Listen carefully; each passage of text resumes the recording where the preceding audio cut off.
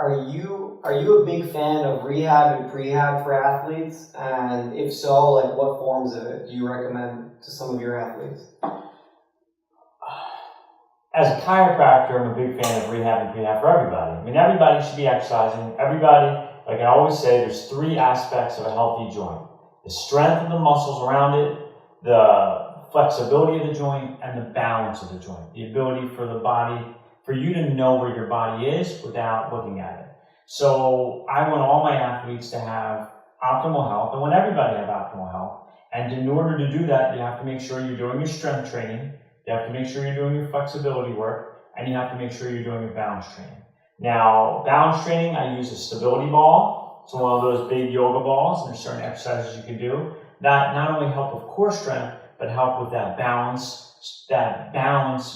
proprioceptive strength that's so important to prevent injuries. And also, if they're injured, to help repair those injuries.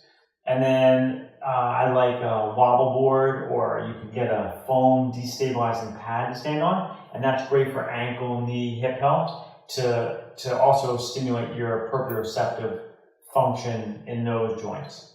As far as rehab's concerned, I mean, anyone who comes in here is injured.